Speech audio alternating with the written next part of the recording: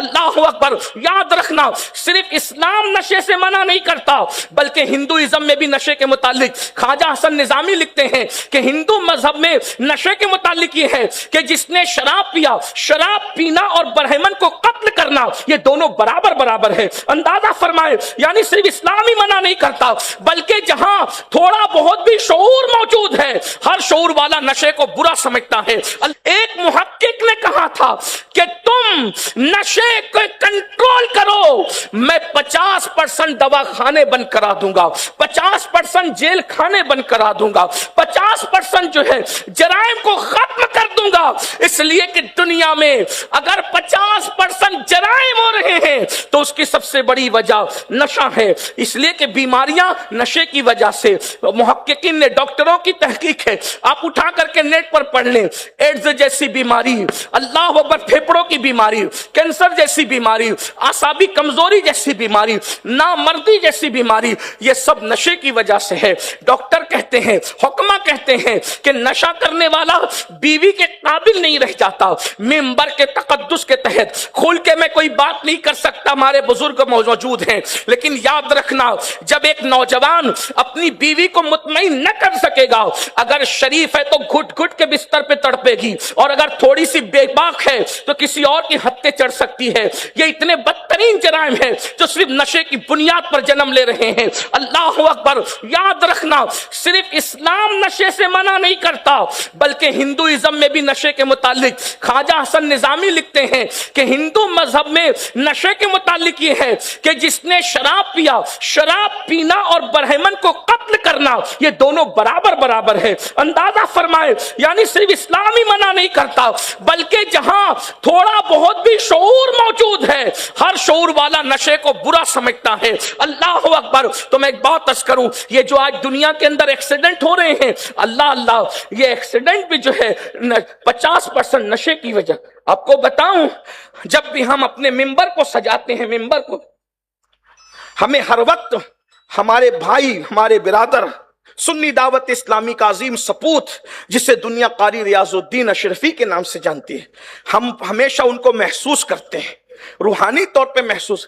قاری ریاض الدین جیسا شخص جو ہم نے کھویا ہے وہ بھی نشے کی نحوست ہے.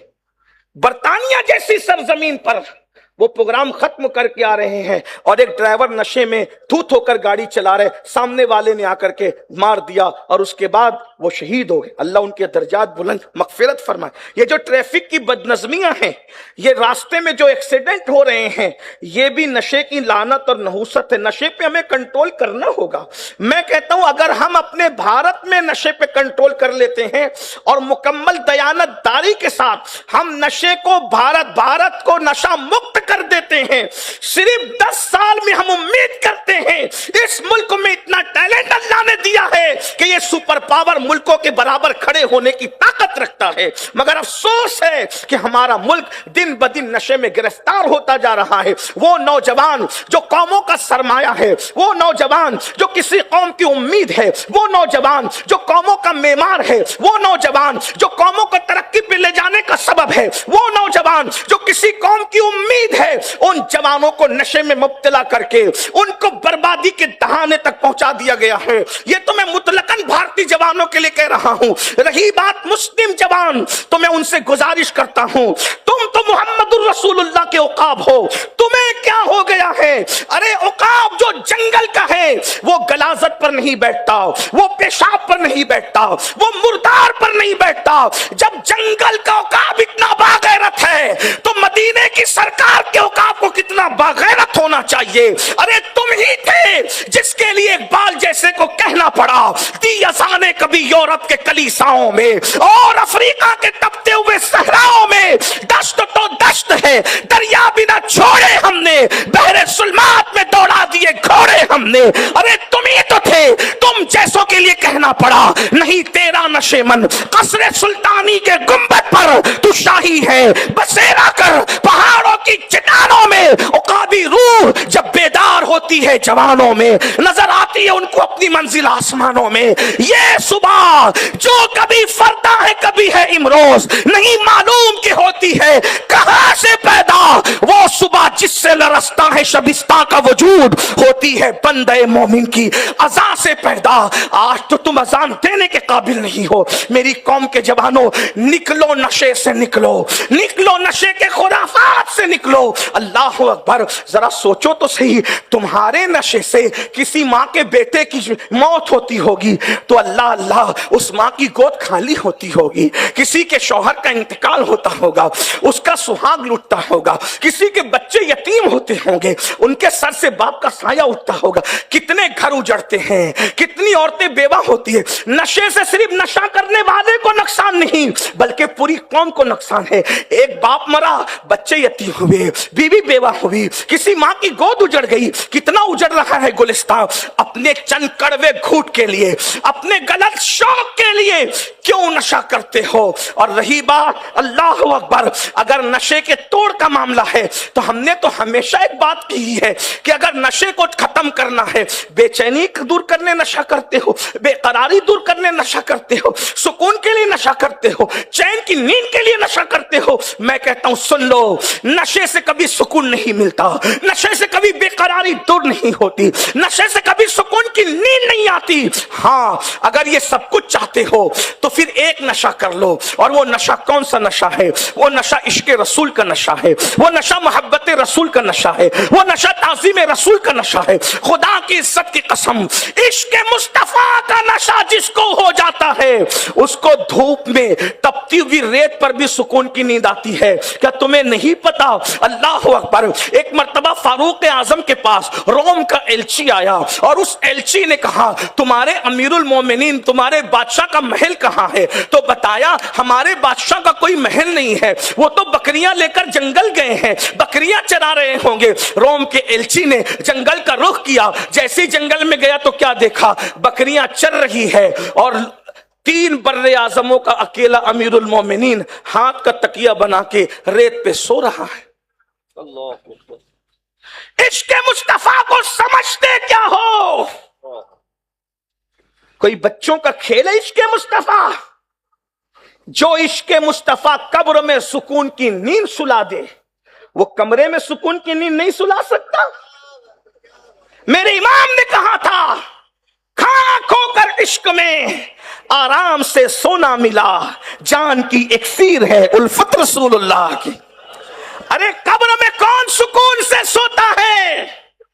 कब्र में आशिके मुस्तफा के सिवा किसी को सुकून की नींद आ ही नहीं सकती।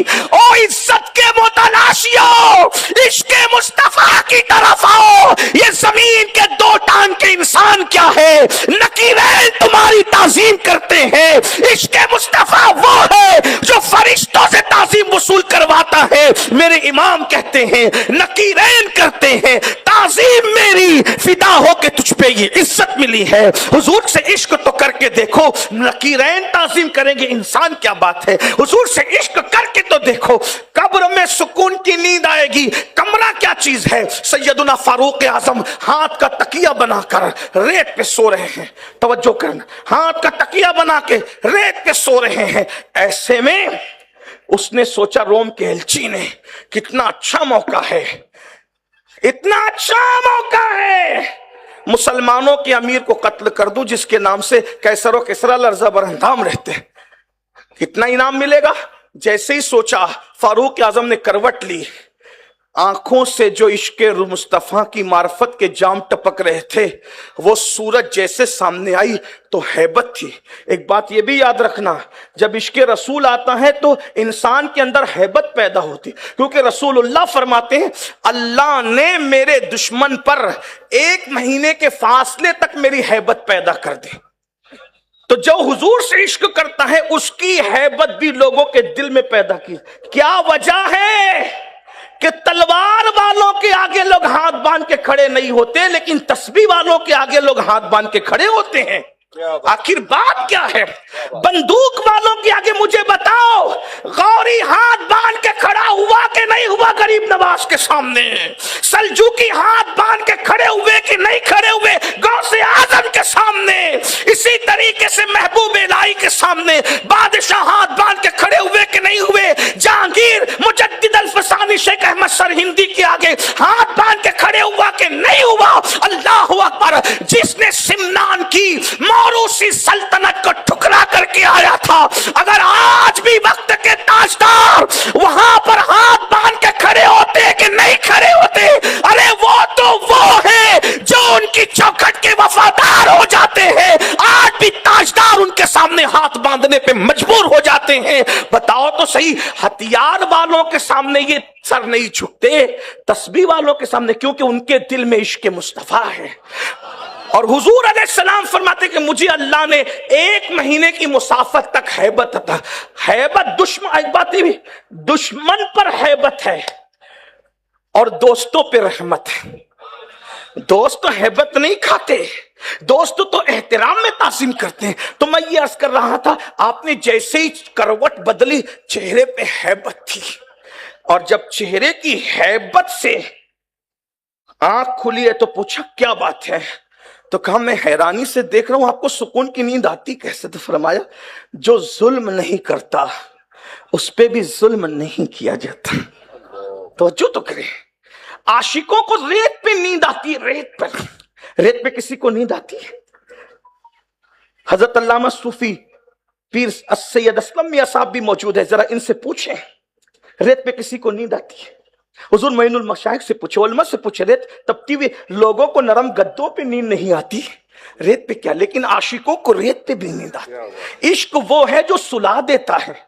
ہائے ہے، حضور تاج الشریعہ کے 2 مصرے مجھے یاد آ گئے، کہتے ہیں میں مروں تو میرے مولا تو ملائکہ سے کہہ دے کوئی اس کو مت جگانا، ابھی آنکھ لگ گئی ہے تیرے دامن کرم میں جسے نیند آ گئی ہے، جو فنا نہ ہوگی ایسی اسے زندگی ملی ہے۔